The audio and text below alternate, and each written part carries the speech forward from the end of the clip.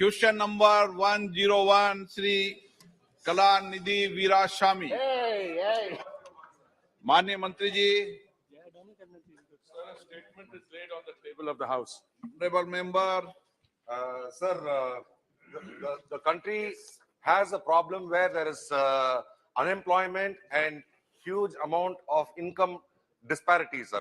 We talk about below poverty line families where the total income of a family is only around 30,000 rupees annually.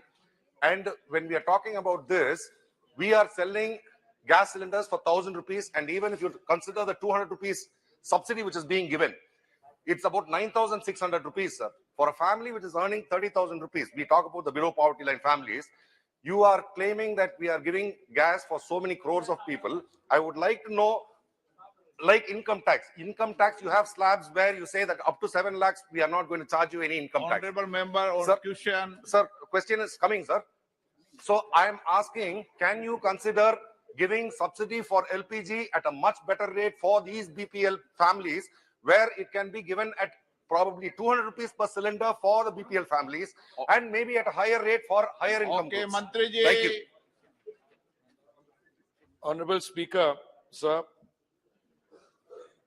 I want to, with your permission, draw the attention of the honorable member to the fact that it was precisely because the capacity to pay for families which are termed as BPL or below poverty line that the Ujjwala scheme was introduced. The Ujjwala scheme, sir, when it was introduced, initially it had 8 crore connections, and these 8 crore connections were provided a good 7 or 8 months before the time. We reissued another 1 crore 60 lakh cylinders under the Ujjwala scheme, where the lady member of the household is presented free of cost a cooking top and a cylinder. Now, during the course of the pandemic, sir, when economic activity had come to a grinding halt at one stage, and then it was slow, and the families who are in the below poverty line categorization were the most severely affected, the government gave 3 cylinders free of cost to those BPL families. Sir, insofar as prices are concerned, I should like to submit through you, sir, to the House that we import 60% or thereabouts, perhaps even more sometimes, of our requirements. We have to import them. The import price, sir, is linked to what is called the Saudi CP, or the Saudi contract price. And the interesting thing is that the Saudi contract price during the last 2 years or so, if we have to use this as a reference period, sir, it has gone up from 250 per metric tons per $250 per metric ton to something like $900 per metric ton. Today also, I think it is around $751 per metric ton. Now, if your import bill is determined by the international price, then it is very interesting to analyze what the government did. Because the government is sensitive to the requirements, sir, of the consuming population, particularly, as the honorable member says, to the most vulnerable, we did not allow the cost of domestic LPG to increase. Saudi contract price, sir, went up 333%, and yet the price increase was very small for the domestic thing. In May 2022, precisely as the honorable member states, we introduced a 200... माननीय मंत्री जी, संक्षिप्त में. Sir, I would like to complete this. आपको इजाजत नहीं दी, आप इनका जवाब मत दिया करें. 200 एक बात सुन लें, प्लीज बैठें. प्लीज बैठे मंत्री. कोई भी माननीय मंत्रीगण नीचे बैठे कोई व्यक्ति टिप्पणी करता है तो आप उसका जवाब मत दिया करें. ये लाइन आपको कही दे दिया, लेकिन आप उन पर बहस करना चाहते हैं. उनसे तो सर बहस करना मैं कौन होता हूँ, बहस से इतने विद्वान है, हाँ, लेकिन आप चर्चा मत करो। हैं, तो मैं कौन होता हूँ? मैं जिनको अलाउ करूं उनका जवाब दो आप। Sir, I want to conclude this, that at the end of the day, sir, at a time when the Honorable Prime Minister was providing 3 free meals, dry rations, to a very large segment of our population, even at that stage, we did not allow the price of domestic LPG to go up. Now, at the end of the day, that 200 rupees subsidy, what is a subsidy? It is taxpayers' money. And as the Honorable Member says, the ones who are most vulnerable, we are always ready. Left to this House and the Honorable Prime Minister, it would be ideal if the international or the Saudi contract price could come down from 750 further down. It would enable domestic LPG to be sold at even more economical rates. So I wish to submit this in response to what the Honorable MP has said, and I always stand ready to be able to, I would also be able to provide further Honorable details member on this, sir. supplementary. Thank you, sir. Sir, I was only trying to reiterate that 33% of a family's income goes towards gas is probably not acceptable, and how it can be alleviated. My next question is, what is the status of your investment in Mozambique, sir, where there is a huge project which is taken by Total, and there are some unrests over there, and if that happens, probably gas can be made a lot more cheaper in India. So I would like to know what is the status of the project which is happening in Mozambique. Sir, I want to thank the honorable member. It is my understanding that at least the context that I have set out and the international situation. Sir, as part of the many initiatives which have been taken during the last several years, import of gas, acquisition of assets outside, increasing domestic production of gas. Sir, I'd like to inform the honorable member through you, sir, that last year our domestic production went up by 18%. This year also it's going up 18%. But for an economy which is thriving, where the rate of growth is 6.5% and 7%, where our growth rate, sir, is 3 times the global average. So we have a situation, the more demand for energy is arising on a daily basis. Insofar as the investment in Mozambique is concerned, sir, the honorable member has referred to unrest. Sir, there is an issue there. We are in partnership with an international group of companies. He mentioned one of them. And there are local conditions which are of, I would say, I would perhaps call it unrest is too mild a term, but there are issues of dealing with a form of insurgency there. We are in touch with these people, and the project is under what is called force majeure. And the $6 billion investment by Indian companies, we are very confident that due to the negotiations we're having both with government parties and the others, people taking on responsibility, we will find a way and to navigate through this problem so that gas, not only from Mozambique, but from several other sources where we are getting gas from. And at the end of the day, the international price is determined by a variety of factors. And, you know, one of the analysis I read, sir, was in a few years' time, this will be all a thing of the past because there will be so much gas available. But we have to navigate the next 2 or 3 years through the kind of global situation as it exists today and as it is evolving. Thank you, sir. Srimati Supriya Sule. Sir, I would just like to ask the Honorable Minister, I appreciate you saying that for Atmanirbhar Bharat in 9 years you've managed to increase, but you're still at 60%. So from where did you start to bring it to this 20%, which you said you increased it by 16 and 16?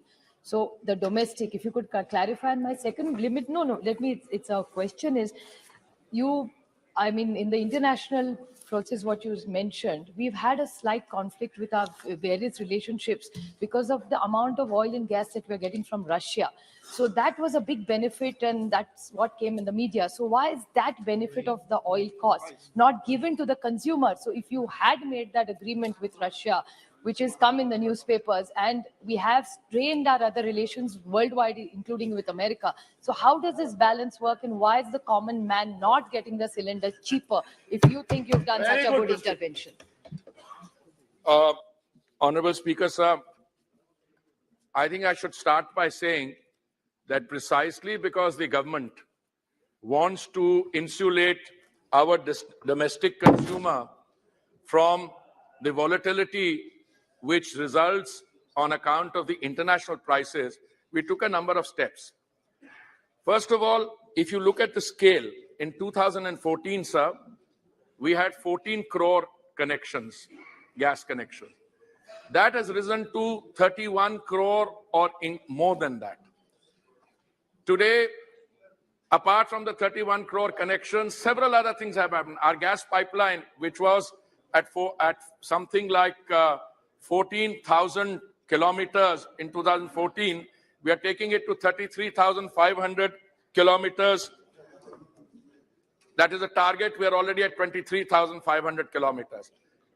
Our domestic production, I mentioned, has gone up 18% last year and 18% this year.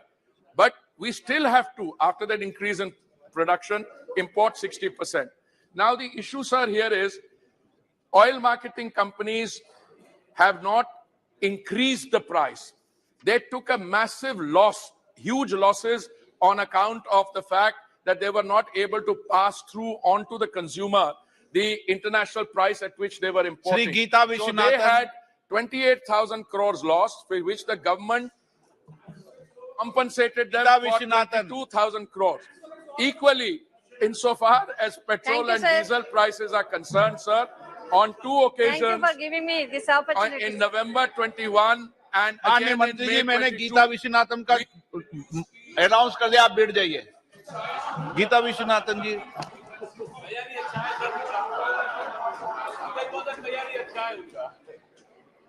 Thank you, sir. I convey my thanks to Honorable Minister for more and more connections given to under Ujjwala scheme, sir. Thank you. But I would like to know from the Honorable Minister, it is estimated that rural household with LPG connections are spending 6.7% of their income on fuel, which was 40% than the amount they were paying. Honorable member, short में. Shifting to LPG, thereby forcing them to make unfair choices about their basic standards of life. I would like to know from the Honorable Minister. माननीय मंत्री जी, माननीय सदस्यगण, मैं आपसे फिर आग्रह कर रहा हूं, अपना क्वेश्चन शॉर्ट में पूछो, नहीं तो जितना लंबा क्वेश्चन पूछोगे माननीय मंत्री जी उतना डबल जवाब देंगे. I must seek, sir, I'm happy to provide a shorter answer, provided to know what the question is. Sir, insofar as rural household spending is concerned, sir, I again reiterate, the government has taken a number of steps and very effective to insulate the consumer by bringing the price of petrol and diesel. They have not gone up since 6th April last year. Throughout the world, the increases are astronomical. In India, petrol and diesel prices in the OMC pumps have not gone up since 6th April of 2022. I think this point, sir, needs to be appreciated. Equally for gas, we have not allowed the increase in the Saudi contract price to be reflected in the domestic price. Sir, it is so easy to get excited and talk about things. The ground situation is India stands out as a shining example where the consumer has not had to face the increase in the global volatility and price increases. As I said, from 6th April 2022, petrol and diesel prices have not gone up in India, whereas they have shot up. You only need to look at what is happening in our neighboring countries. In one country, after 8 o'clock, you can't switch on the electricity because there is no energy. In another country, equally for gas, if the international price comes down, we are still willing. And if we need to look at the issues, equally, let me say, those who are recipients of or beneficiaries of Ujjwala, their consumption has gone up. I occasionally hear statements saying people don't take benefits. Average under Ujjwala, sir, is 3.68 cylinders in a thing. So think it has gone up very fast. And even those who earlier were not taking refills are now taking more and more refills. Question number 102 Shri Manoj Tiwari ji. धन्यवाद अध्यक्ष जी. मैं मंत्री जी से जानना चाहता हूं कि खादी और ग्रामोद्योग आयोग द्वारा उत्पादित खाद्य उत्पादों की गुणवत्ता में सुधार करने के लिए सरकार द्वारा कार्यान्वित की जा रही योजनाओं ओ क्वेश्चन नंबर 102।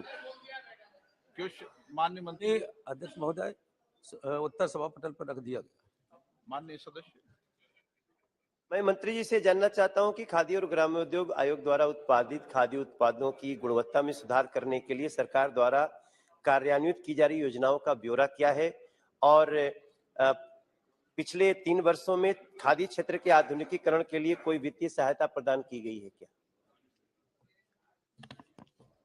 माननीय अध्यक्ष महोदय, खादी विकास सुधार कार्यक्रम के अंतर्गत जो खादी में सुधार किया गया है, हमारा under khadi development and reform programme के अंतर्गत खादी उत्पादों की गुणवत्ता सुनिश्चित करने के लिए 2013 में खादी मार्क की शुरुआत की गई थी। खादी मार्क न केवल खादी उत्पादों की वास्तविकता की गारंटी देता है, बल्कि खादी को ऐसे ब्रांड के रूप में बढ़ावा देता है जो सामाजिक, सांस्कृतिक, पर्यावरण संबंधी मूल्यों को दर्शाता है। माननीय सभापति महोदय, खादी विकास योजना के विज्ञान और प्रौद्योगिकी घटक के अंतर्गत उत्पादों की गुणवत्ता बढ़ाने, कारीगरों की उत्पादकता और आय में वृद्धि करने, मानव परिश्रम को कम करने, बाजार की मांग के अनुसार नए उत्पादों को विकसित करने तथा स्थानीय कच्चे माल का कुशलतापूर्वक उपयोग करने के लिए विभिन्न अनुसंधान विकास कार्यक्रम चलाए गए हैं। माननीय मंत्री जी ने बहुत विस्तार से जवाब दिया है और मैं उसके लिए आभार प्रकट करता हूं। मगर मेरा एक पूरा प्रश्न है, जैसे हमें भारत के यशस्वी प्रधानमंत्री जी की सोच और विजन जो खादी के लिए है उस पर बहुत गर्व है अध्यक्ष जी, और हमें पता है कि इसी के कारण आज युवाओं में खादी फैशन ट्रेंड कर रहा है।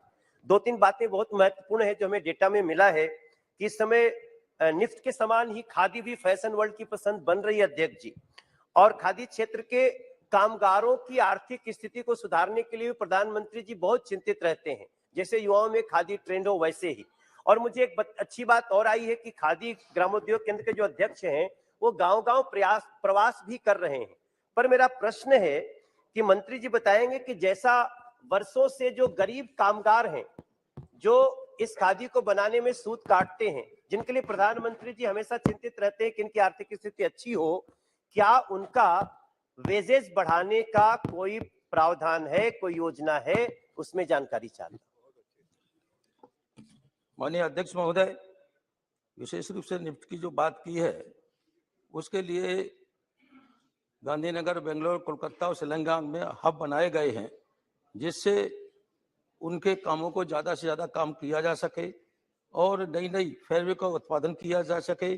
घरेलू या अंतर्राष्ट्रीय बाजार उच्च स्तरीय फैब्रिक कपड़ों के गुणवत्ता मानकों का प्रसार किया जा सके। विशेष रूप से हमारे जो माननीय सदस्य हैं उन्होंने कहा है कि हमारे जो कारीगर हैं उनकी गुणवत्ता के लिए, उनकी सुधार के लिए क्या कुछ पैसा बढ़ाया जा रहा है।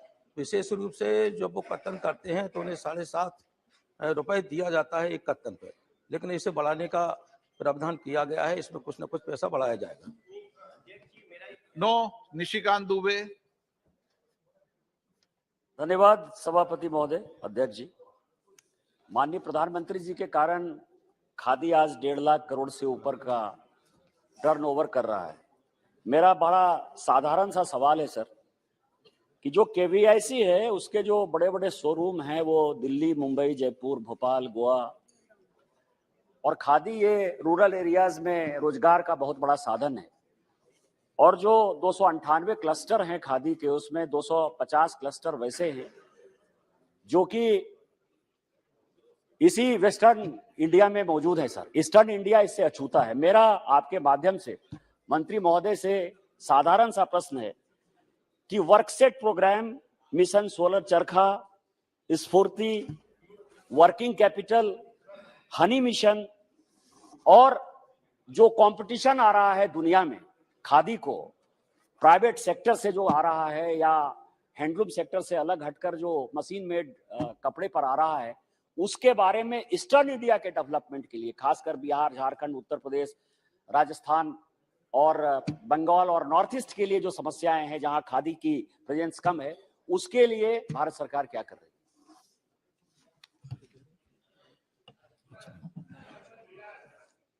अध्यक्ष महोदय, सम्मानीय सदस्य ने जो प्रश्न पूछा है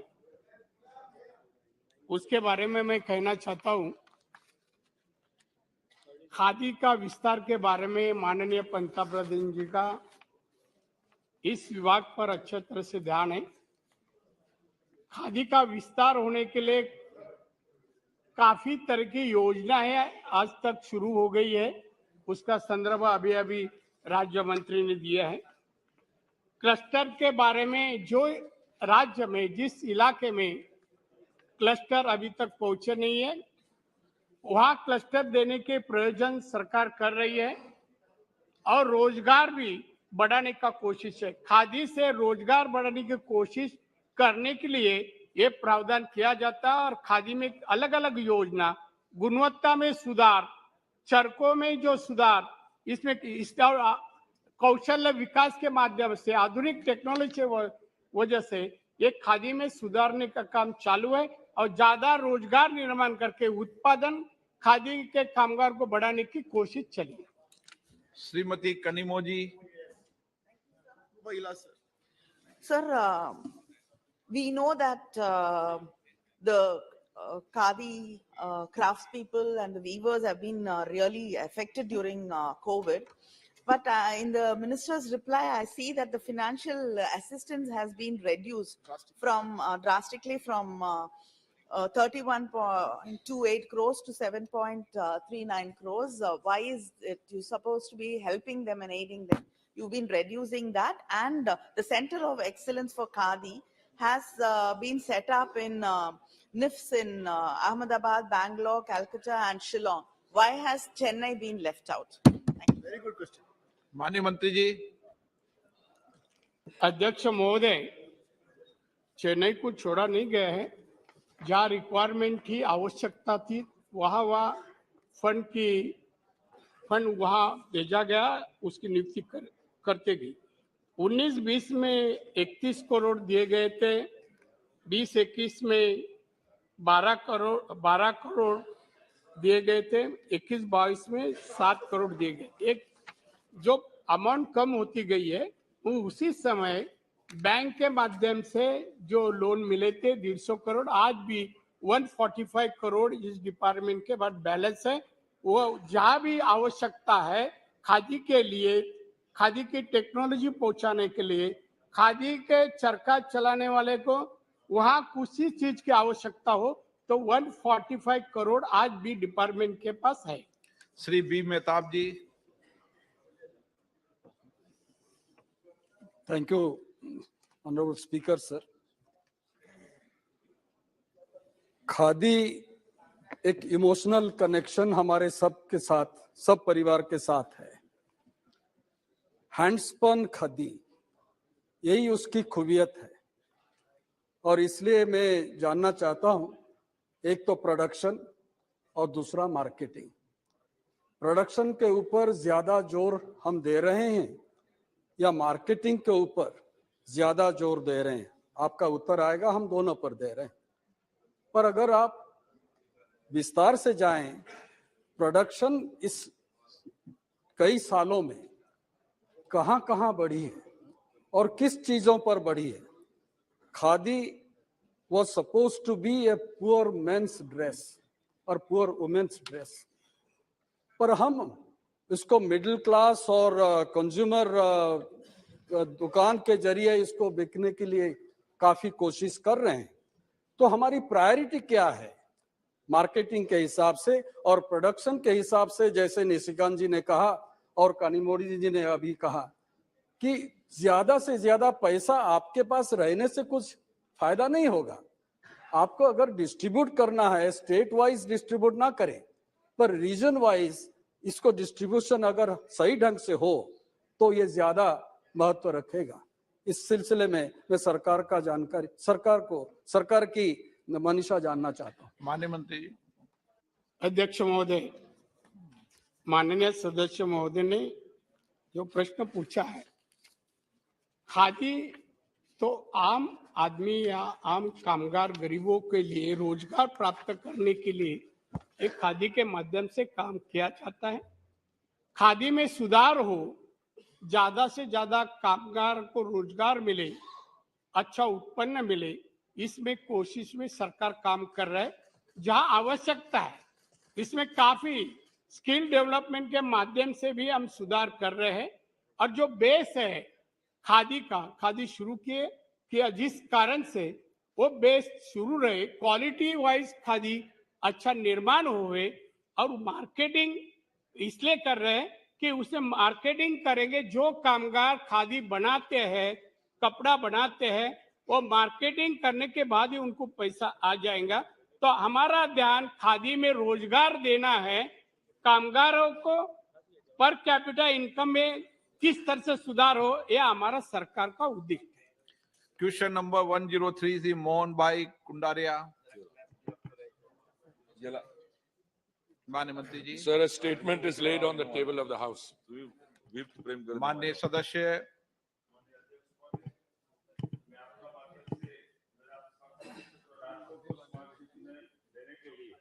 प्रधानमंत्री और मंत्री का मैं आभार व्यक्त करता हूं। खास करके राजकोट स्मार्ट सिटी में 71 प्रोजेक्ट परियोजना में स्टार्ट किया था, उसमें से 33 परियोजना पूर्ण हुई है। 38 परियोजना का काम चालू है। सरकार की 2017 से 2023 तक 5 वर्ष की परियोजना था। वो जो प्रोजेक्ट 38 चालू से, उसमें समय मर्यादा बढ़ाने के लिए सरकार कोई सोच रहा है क्या? Honorable Speaker, sir, I want to thank the honorable member for raising this question on the smart city project in Rajkot.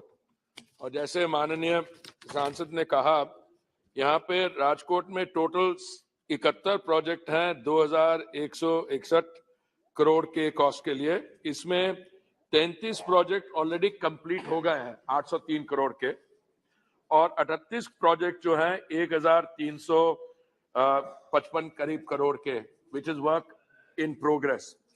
Sir, अभी ये जो योजना है इसमें फंडिंग जो है जून 2023 तक की हमने प्रोविजनिंग की है। और जिस तरीके से राजकोट में काम हो रहा है, माय असेसमेंट सर इज के Rajkot is one of the more successful amongst the successful smart city projects.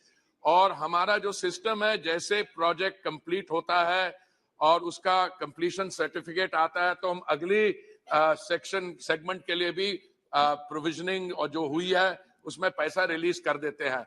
तो मुझे पूरी उम्मीद है कि अब से लेके जून तक जो भी हमारे पास समय है उसमें हम इनकरेज करेंगे राजकोट की smart city special purpose vehicle को। और जो भी ओवरसाइट हो रही है, हम स्टेट गवर्नमेंट भी इसमें ओवरसाइट करती है। जो 6 उनकी स्मार्ट सिटीज हैं गुजरात में, हम केंद्र सरकार से भी करते हैं, और हमें विश्वास है कि काम समय से पूरा हो जाएगा, और इसके लिए हम उनको इनकरेज करते रहेंगे। माननीय अध्यक्ष महोदय, गुजरात में स्मार्ट सिटी में शहर को चयन किया है। नेक्स्ट प्रोजेक्ट में गुजरात में नया कितना शहर में वो प्रोजेक्ट का लाभ मिलेगा? देखिए सर, केंद्रीय सरकार की तरफ से जो फंडिंग है स्मार्ट सिटीज प्रोजेक्ट्स के लिए, वो है टोटल हमारी तरफ से 500 करोड़, और 500 करोड़ उसमें से राज्य सरकार की तरफ से आना है, और बाकी जो पैसा है पब्लिक प्राइवेट पार्टनरशिप के प्रोजेक्ट्स के थ्रू। और बाकी sir, the central government stands ready to cooperate in for all the 100 smart cities. सब जगह integrated command and control centre बन गए हैं। अगर कुछ और भी जरूरत हो, पर अभी तक जो स्मार्ट सिटीज प्रोजेक्ट्स की फंडिंग है सर, वो अभी सिर्फ इन 100 के लिए है। और अभी अगर कुछ स्टेट गवर्नमेंट्स अपनी तरफ से कुछ सिटीज को स्मार्टिफाई करना चाहते हैं, जैसे कई सरकारों ने किया है, राज्य सरकारों ने, तो हम उसको इनकरेज करेंगे। क्वेश्चन नंबर 112 भी क्लब किया जाता है। माननीय मंत्री जी 112 क्लब कर रहे हैं, स्मार्ट सिटी का क्वेश्चन है। श्री अर्जुन मीणा जी। धन्यवाद अध्यक्ष महोदय। माननीय मंत्री जी ने नहीं, पहले क्वेश्चन नंबर 112 बोलो। Question number 112। माननीय मंत्री जी। Sir, a statement is laid on the table of the house. माननीय सदस्य। धन्यवाद अध्यक्ष महोदय। माननीय मंत्री जी ने काफी विस्तृत से देश में स्मार्ट सो स्मार्ट सिटी के बारे में विस्तृत से उत्तर दिया है। मैं राजस्थान के उदयपुर स्मार्ट सिटी के बारे में लगभग 127 परियोजना का कार्य पूर्ण हो चुका है और 1371 करोड़ रुपए खर्च हो चुके हैं। 9 परियोजना का कार्य चल रहा है। मैं माननीय मंत्री जी से पूरक प्रश्न पूछना चाहता हूं, क्या मंत्री जी स्मार्ट सिटी उदयपुर में आने वाले जो आने जाने वाले लोगों के लिए जाम लगता है बार बार, उसको निजात पाने के लिए उदयपुर सिटी रेलवे स्टेशन से कोट चौराहे तक एलिवेटेड रोड बनाने की मंशा रखते हैं क्या? धन्यवाद। कोई मंत्री जी के पास कोई नक्शा थोड़ी लगा, एक एक रोड का बता देंगे भाई। आप तो जनरल क्वेश्चन पूछो ना, इस रोड से उस गली का। ऑनरेबल स्पीकर सर, सबसे पहले तो मैं उदयपुर की जो स्मार्ट सिटी है, मैं उनको बधाई देना चाहता हूं। नेशनल रैंकिंग में आज वो 5वें स्थान पे है and it's a very successful smart city project. पर मैं with due modesty, I also want to say, sir, that Udaipur is one of the most beautiful cities. Or even before the smart city project commenced in June 2015, Udaipur already had a very heavy footfall of tourists visiting the many beautiful locations there. And I am personally, I've greatly benefited from these visits. Sir, जो smart city projects में individual projects take up किए जाते हैं, वो state की तरफ से आते हैं। और इस समय मैं समझता हूं कि जो उदयपुर में आप देखिए तो 127 projects, work has been completed, 1372 crore. Work order stage पे 9 प्रोजेक्ट्स हैं, 257 crore. Since only a few months are left for the projects to be completed, मैं समझता हूं इस समय कोई नया प्रोजेक्ट उसमें इंट्रोड्यूस करने के लिए स्कोप कम है। बट राज्य सरकार के एफर्ट से, केंद्रीय सरकार से एफर्ट से, अगर जो माननीय the honourable member mention traffic congestion and he had asked for an elevated roadway, these are all projects that can be considered by the concerned agency under different provisions which are available. Sir, राज्य सरकार आपसे सलाह नहीं लेती, वो तो खुद ही change कर देती है। शशि थरूर जी। Much, Mr. Speaker. Speaker, I was looking at the minister's response, and I must say I'm concerned about the very uneven pace of implementation of the Smart Cities mission, given that there are only about 4 months left for the ultimate deadline of June 2023 for the 100 cities, sir. If I take one example or one pair of cities that were both selected in September of 2016, you take Varanasi on the one hand, and you take Atal Nagar in Chhattisgarh. Varanasi, pretty much every program has been done, 98 out of 104 according to your website, whereas Atal Nagar, in fact, only 3.8% of the projects, that is 2 out of 53 are completed. So my question to the Honorable Minister is, first, how do you explain these discrepancies and the unevenness in the implementation of the smart city projects? Prime Minister. Secondly, how do you account for the delays? If there are some cities where there are major delays, there must be some common factors that your ministry has studied to understand why these projects are not getting complete. And finally, sir, how does Thiruvananthapuram fare in this league table of uneven implementation? Thank you, Mr. You should be the Prime Minister. Sir, आप वरिष्ठ सदस्य, education का काम तो राज्य सरकार करेगी ना, तो सुपरविजन करेंगे। Sir, I have a very simple question. The honorable member knows, and I know the rest of us know, that when you read facts and figures and statistics, you have to be a little careful. Sometimes the time for a project under construction to be completed is very little. But till the completion certificate comes, it will be shown as work under progress. Sir, almost all 100 cities are doing fairly well. Some, due to the COVID period, there was a slowdown, or there were local factors, जैसे आपने sir hint किया from the chair, कि जो राज्य सरकारें होती हैं उनका भी इसमें रोल होता है। सो अभी जो केरला में स्मार्ट सिटी प्रोजेक्ट है, मैं समझता हूं इस पे हमें honorable member and I can have a special seminar along with other members to discuss it. But I don't think that it would be appropriate for me to share my assessment on why some things don't happen in state governments. It may not be in the spirit of the discussion we are having.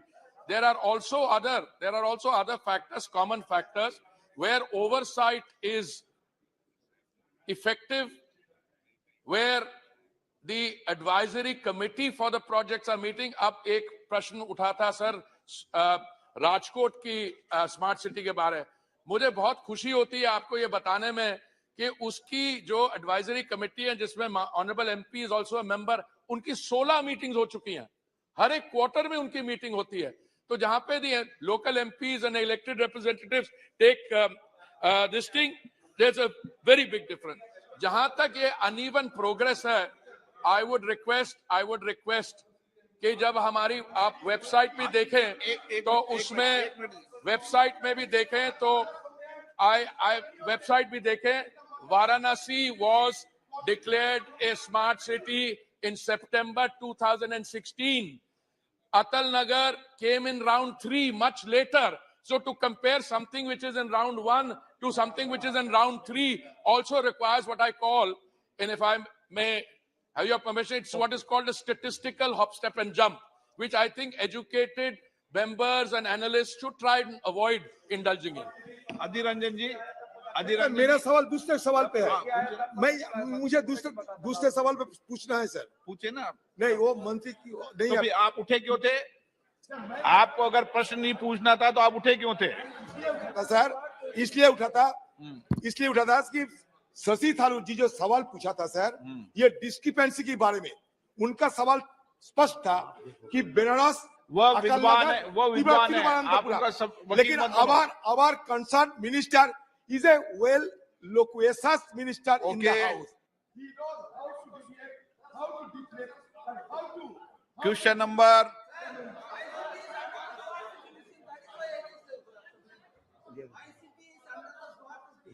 Smart city तो 100 member of parliament की 100 को allow कर दूंगा क्या? 100 member of parliament के smart city तो 100 को allow कर दूंगा क्या? No. 104 Shri BB Patil. BB Patil sir just small question, जवाब पटल पर रखा है. Shri Dayanidhi Maran. Thank you, Speaker, sir. Sir, our minister is a very dynamic minister, and he has all the data in his hand. I just want fingertips. I just want to ask you, sir, you're doing this pilot project about 2 parts. The first part is this: how you ensure that when you lay these fibers, you don't expand the roads again, so that these fibers don't get affected? And is this fibers which you are laying for along with the national highways, will it be exclusively for the national highway program, or will it also be leased out to other private operators like internet ISPs and other service providers? So part B, since Bengaluru is being mentioned, and we have been making a severe request for you. So recently I had an opportunity to travel to Ranipet from Chennai. The roads are pathetic. All the land has been given by the state government. The expansion work is all lands are, but your contractors have gone to the court. For the last 4 years, sir, the Chennai-Bengaluru highway is in a mess.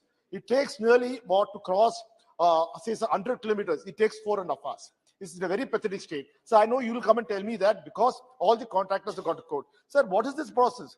How do you overcome it? So why should a common man or why should the people of Tamil Nadu suffer? Because your contractors or your people are not able to ensure that these contractors fall in line. So please ensure that these projects are completed on time. Thank you, sir. Honorable Chairman, sir, basically the problem related with the Chennai-Bangalore Express Highway, I just got opportunity to visit on the site. The problem is not with my department. Here I need your cooperation for that. Aggregate is not available. Sometimes the permission given for 3 months, after 3 months again to get new permission is a difficult task. Then there is no permission for mining. Also there is a big problem. Then how we can make the roads? The problem is land acquisition is a problem. Environment forest clearance is not there. Still, Bangalore side express highway is really, the progress is very good. But still as Tamil Nadu, we don't have land, we don't have clearances, then how the contractor are going to work for that? That is to be a big problem. I'm really thankful for you that I need your cooperation, particularly I want to work for Tamil Nadu. We have a lot of projects. Many times I explain it to the Honorable Member of Parliament And many times I have given my representation to Honorable Chief Minister also, that as far as without land, without environment clearance, how it is possible for us to construct the roads. So exactly, I'm with you. We want to complete this Chennai-Bangalore Express Highway. And actually, my target is to complete this project up to end of this December this year. This will take from Chennai to Bangalore 2 hours. And actually, at time I visited Bangalore to Mysore. The work is completed in next month. Prime Minister is, we are talking with the PMO, taking date for that. And it will be only 1 hour from Bangalore to Mysore. I understand the importance of the road, and 100% we will try our level best to clear it. But also your cooperation will be there. It will be a great thing for me to complete the project. Regarding this Delhi-Mumbai Express Highway, regarding this is a Greenfield Express Highway. Yes, I am telling you that.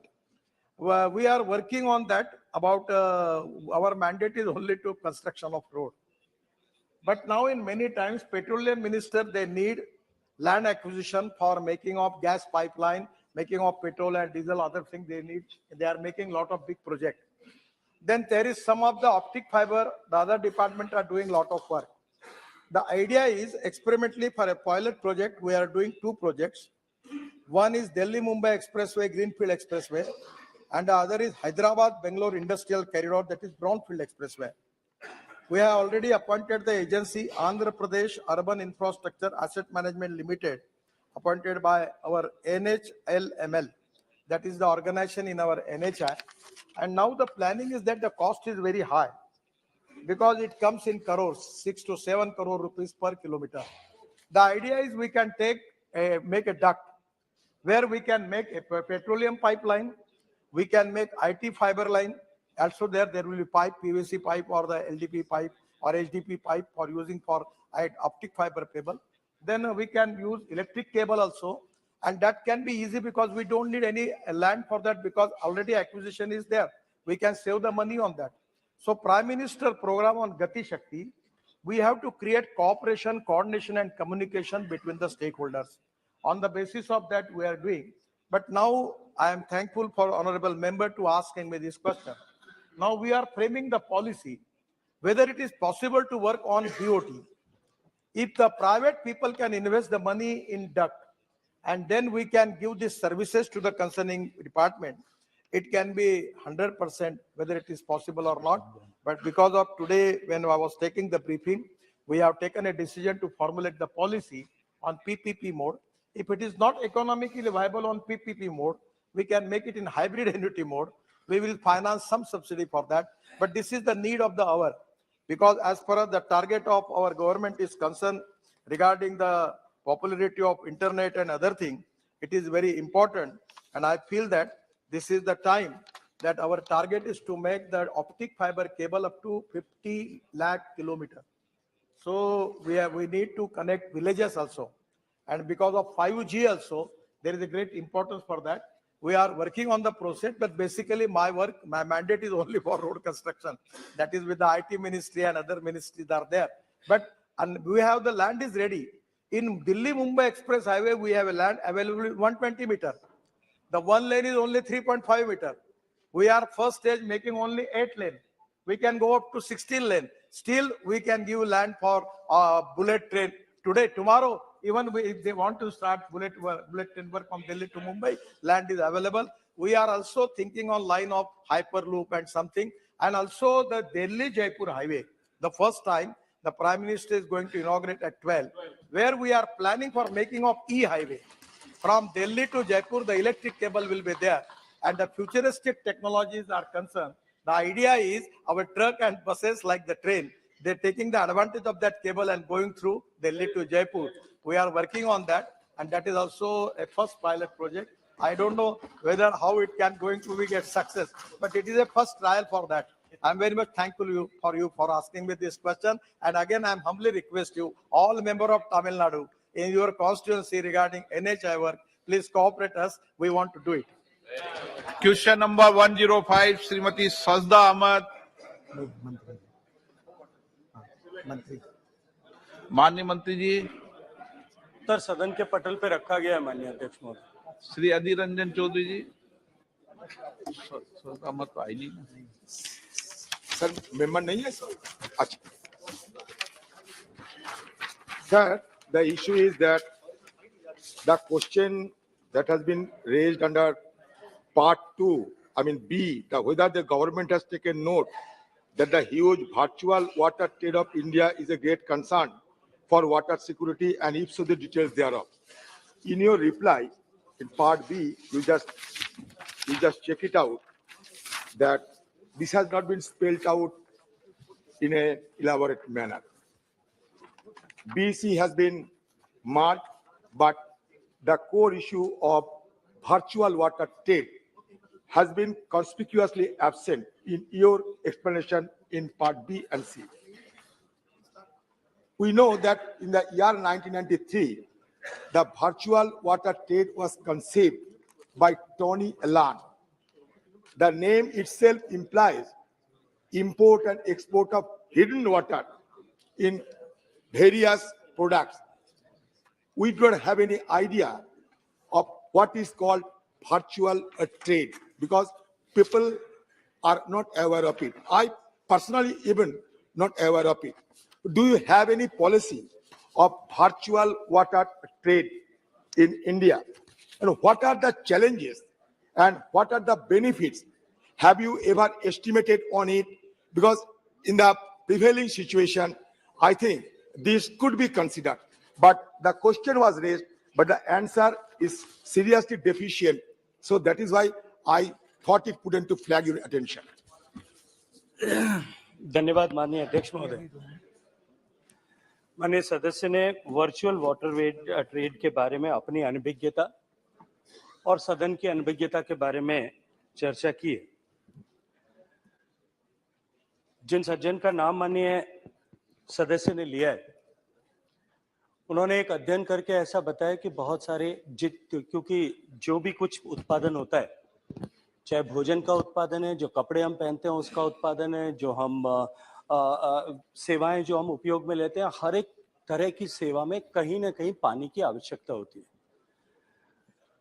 जो कृषि के उत्पाद Bharat export करता है, उसको लेकर के माननीय सदस्य ने चिंता व्यक्त की थी कि हम जो चावल निर्यात करते हैं, हम गेहूं निर्यात करते हैं, हम कपास निर्यात करते हैं, हम चीनी निर्यात करते हैं, ये सभी वाटर गजलिंग क्रॉप्स हैं और इनके निर्यात के चलते हम वर्चुअली पानी को निर्यात कर रहे हैं, जो कि भारत जैसे देश में जिसमें पानी की कमी है, निश्चित रूप से चिंता का विषय है।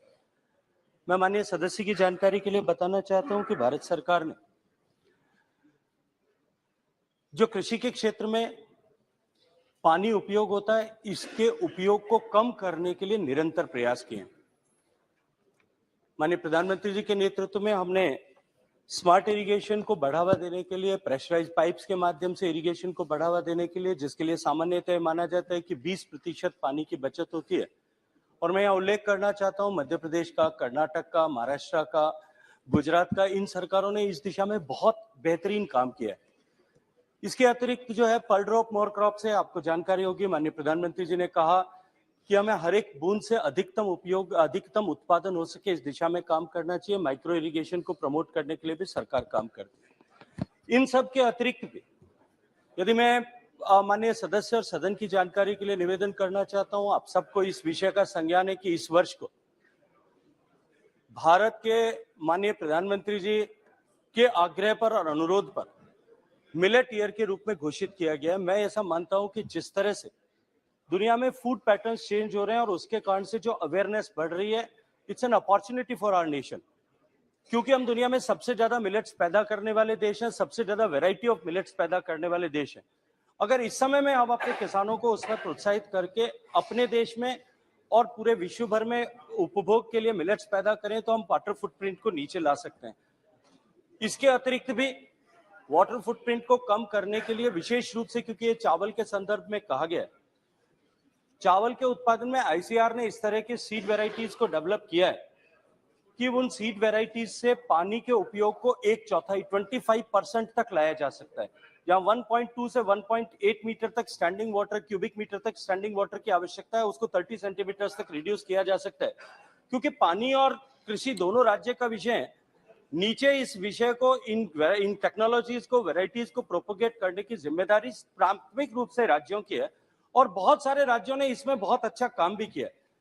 मैं हरियाणा का यहाँ विशेष रूप से उल्लेख करना चाहता हूँ। उन्होंने चावल के उत्पादन के रकबे को घटाने के लिए एक इंसेंटिव स्कीम शुरू की और उसके कारण से लगभग 1 लाख हेक्टेयर रकबा उन्होंने पायलट प्रोजेक्ट के माध्यम से जो है वो डाइवर्सिफाई करने में सफलता प्राप्त की है। इसी तरह के प्रयास महाराष्ट्र ने भी किए कि जब देवेंद्र फडणवीस जी की सरकार थी, उन्होंने कहा कि गन्ना और जो है कपास केवल ड्रिप इरिगेशन से ही उगाए जा सकते हैं। हमको निश्चित रूप से इस दिशा में संवेद स्वर से हम सबको भी बात करना पड़ेगा, काम करना पड़ेगा। हमको अपने क्षेत्र में, हम सब लोग अपने अपने क्षेत्र के प्रतिनिधि भी हैं और हम अपने क्षेत्र के लीडर्स भी हैं। हम अपने क्षेत्र में किसानों को अधिकतम उपयोग किस तरह से, पानी के न्यूनतम उपयोग में अधिकतम खेती किस तरह से कर सकते हैं, इस पर हम सबको निश्चित रूप से काम करना पड़ेगा। तब जाकर के हम इसको वर्चुअल ट्रेड बैलेंस को कम कर पाएंगे। Question number 106 Shri Dushyant Singh ji. तो चेयर सर। माननीय मंत्री जी। पटल पर रख दिया गया। धन्यवाद स्पीकर जी।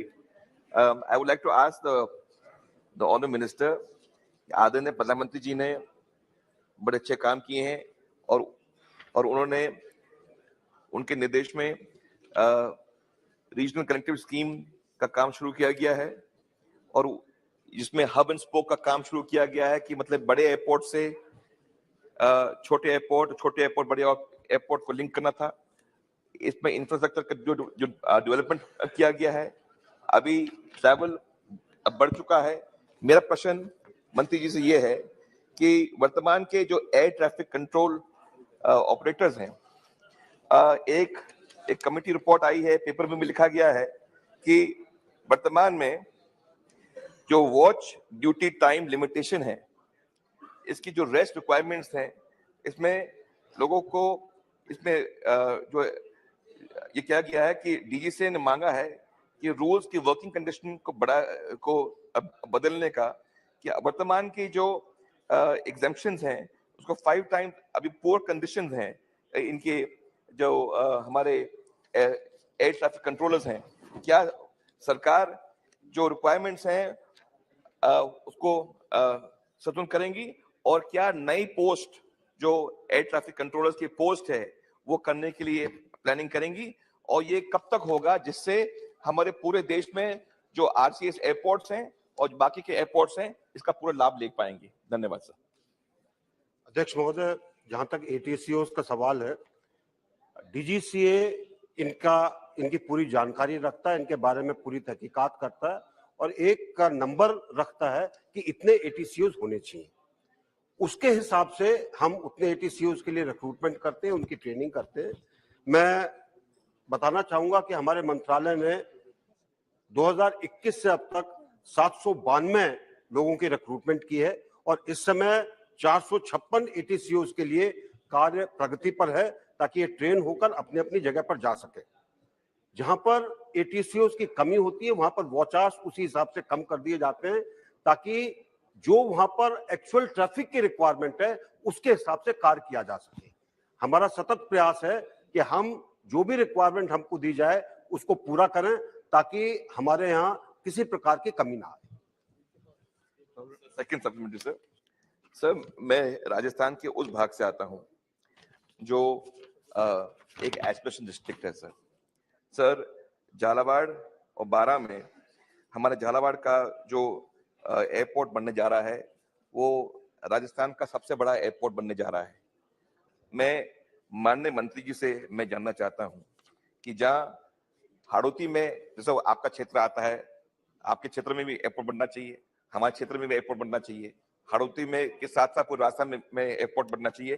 क्या वर्तमान की सरकार राजस्थान के लिए जो आरसीएस रूट्स में हमारे एयरपोर्ट्स में नई रूट्स प्लान करेंगी, और प्लान करने के साथ हमें अश्योरेंस चाहिए कि हमारे एस्पिरेशन डिस्ट्रिक्ट के लिए क्या सरकार हमारे आरसीएस रूट करके देगी, जिससे हमारे जो नए एयरपोर्ट बनेंगे, जिससे हमारे जो बच्चे पढ़ने आते हैं हमारे क्षेत्र में, बिहार से आते हैं, उत्तर प्रदेश से आते हैं, नॉर्थ ईस्ट से आते हैं, उनको आने जाने में, और अब जो हब एंड स्पोक का जो आपका स्कीम अब चल रहा है, क्या हमारे छोटे छोटे एयरपोर्ट्स को भी आप प्रोत्साहन करेंगे और आरसीएस रूट से जोड़ेंगे और क्या झालावाड़ को इस रूट से आप जोड़ने की प्लानिंग कर रहे हैं क्या? अध्यक्ष महोदय, जहां तक आरसीएस या उड़ान का सवाल है, सबसे पहली चीज तो मैं कहना चाहूंगा कि एक ऐसी स्कीम है जिससे कि उड़ान और हवाई जहाज से चलने का डेमोक्रेटाइजेशन हुआ है। उड़ान एक मार्केट ड्रिवन स्कीम है जिसके अंदर एयरलाइंस समय समय पर जो बिड्स होती हैं उसके अंदर भाग लेती हैं और जिन रूट पर वो जाना चाहती हैं अपने व्यवसाय के एनालिसिस के बाद उसको वो लेती हैं। तो अगर कोई भी एयरलाइन झालावाड़ जाने के लिए तैयार होती है तो हमें कोई आपत्ति नहीं है, हम झालावाड़ को उसी हिसाब से डेवलप करने की कोशिश करेंगे। लेकिन ये एयरलाइन के ऊपर निर्भर है और इस समय जबकि सब कुछ मार्केट ड्रिवन है, सरकार सिर्फ उनको बता सकती है कि आप इसके ऊपर कार्य करिए, लेकिन उनको फोर्स नहीं कर सकते। श्री रितेश पांडे। धन्यवाद आदरणीय अध्यक्ष जी।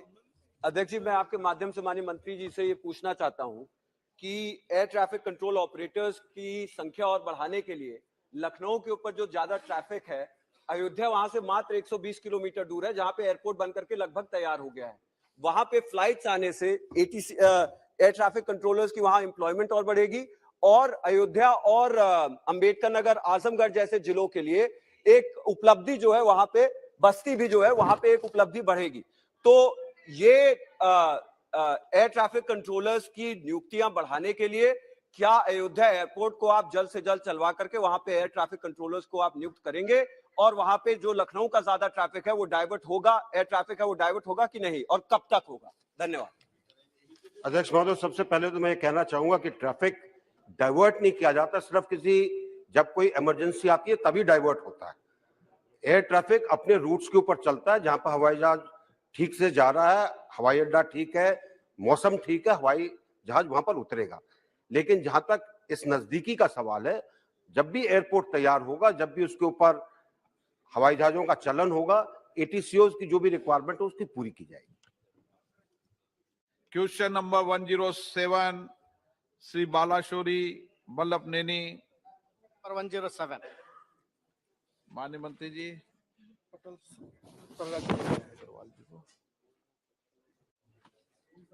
Sir, the allocation for education empowerment of minorities has come down in 2022 to 24.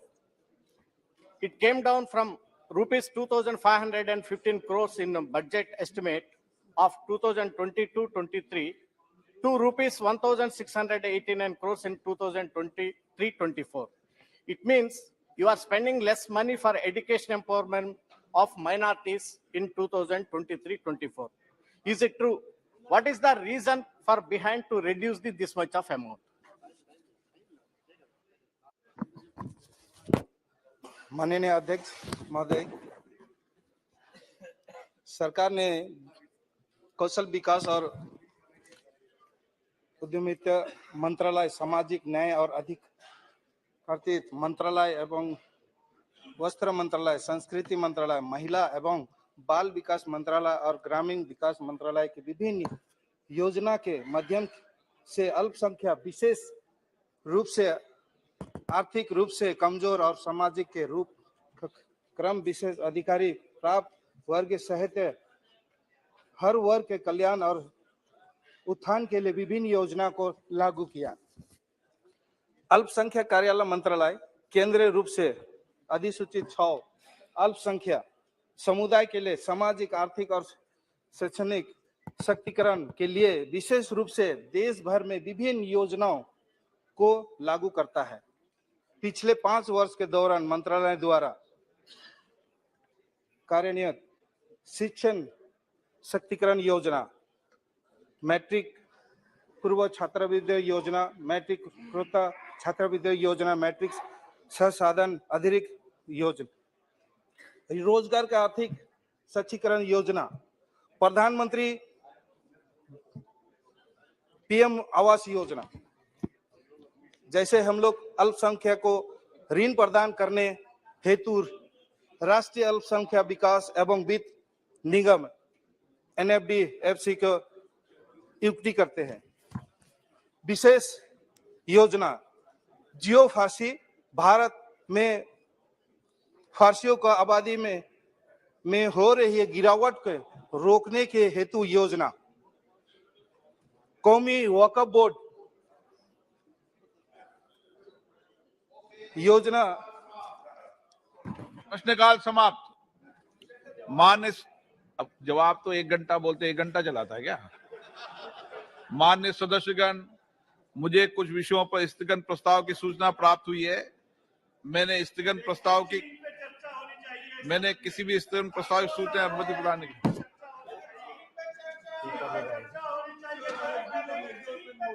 सभा पटल पर रखे जाने वाले पत्र, आइटम नंबर 2, श्री प्रहलाद सिंह पटेल। माननीय अध्यक्ष महोदय, आज की कार्यसूची में मेरे नाम के सामने उल्लिखित क्रम संख्या 2 पर उपस्थित कागजात को मैं सभा पटल पर रखता हूँ। Item number 3 Shri VK Singh ji. महोदय, आपकी अनुमति से मैं संशोधित कार्यसूची के क्रम संख्या 3 पर मेरे नाम के सामने उल्लिखित पत्रों को सदन के पटल पर रखता हूँ। आइटम नंबर 4 श्री कृष्णपाल जी। आदरणीय सभापति महोदय, मैं आपकी अनुमति से आज की संशोधित कार्यसूची में क्रम संख्या 4 पर मेरे नाम के सामने उल्लिखित दस्तावेज सदन के पटल पर रखता हूं। आइटम नंबर 5 श्री भानु प्रताप सिंह वर्मा जी। माननीय सभापति महोदय, आपकी अनुमति से आज की संशोधित कार्यसूची में क्रम संख्या 5 पर मेरे नाम के आगे उल्लिखित कागजात को सदन के पटल पर रखता हूं। आइटम नंबर 6 श्री अर्जुन मेघवाल जी। धन्यवाद चेयरमैन सर। मैं मेरे साथी श्री रामेश्वर तेली जी के नाम के आगे जो अंकित दस्तावेज है, जो आज की संशोधित कार्यसूची के क्रम संख्या 6 पर अंकित है, उनको आपकी अनुमति से सदन के पटल पर रखता हूं। धन्यवाद। आइटम नंबर 7 श्री कौशल किशोर जी। महोदय जी, आपकी अनुमति से मैं आज की पुनरीक्षित कार्यसूची में क्रम संख्या 7 पर मेरे नाम के समस्त सूचीबद्ध कागजातों की एक प्रत हिंदी व अंग्रेजी में सभा पटल पर रखता हूं। आइटम नंबर 8 श्री भगवंत खुबा जी।